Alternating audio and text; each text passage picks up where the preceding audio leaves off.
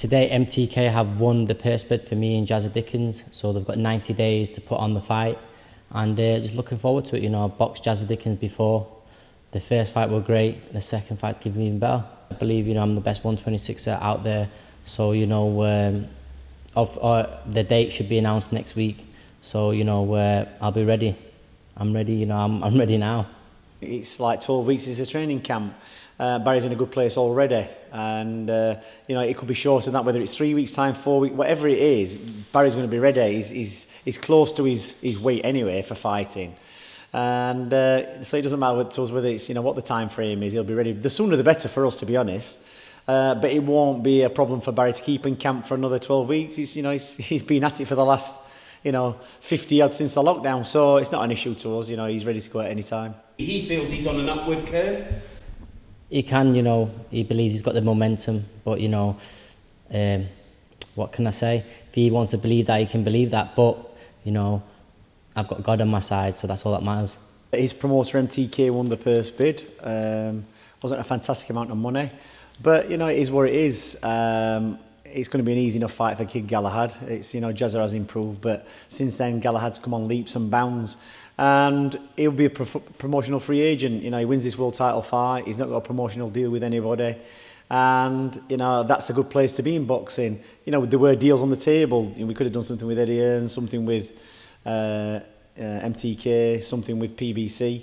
There's lots of deals on the table, but it always involves being tied in to a promotional deal. So, you know, it's worked out all right. You know, we just need to get the win, and then look at it from there. After beating Jazza Dickens, looking for the bigger fights. And the thing what I've always said about Barry is that he'll fight anybody, and he has, you know, fought eliminators for not fantastic money, but he's got the win.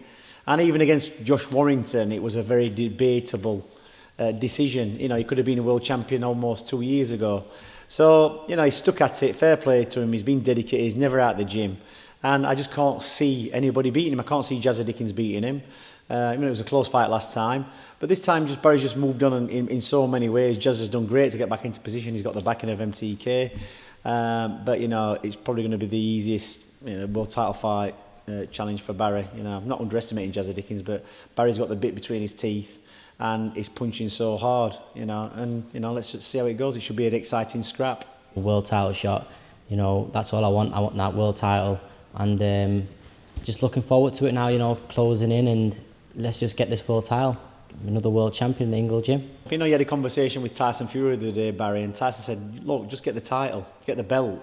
You've got bargaining power then. Look how well Tyson's done. You know, he beat Klitschko, become the world champion.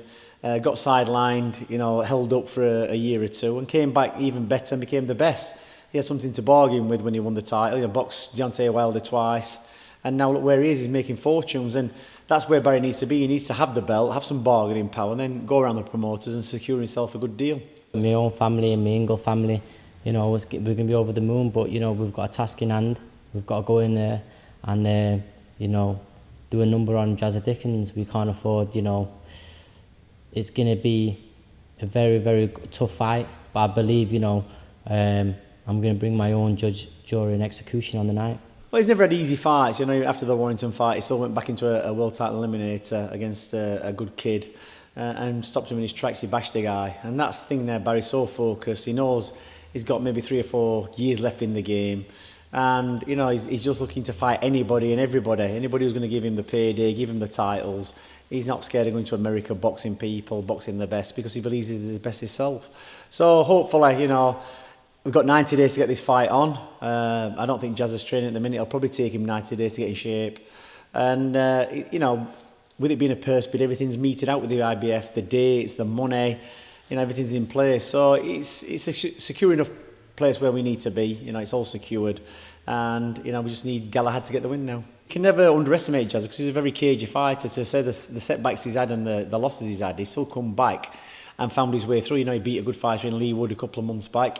And, you know, Lee Wood's now boxing for a British title fight. So he's good Jazza. He's not, you know, he's not to be underestimated. But I just think Barry's got his number, got his measure, and he's 100% confident, you know, he'll stop Jazza. So, you know, let's hope he can stick to the plan.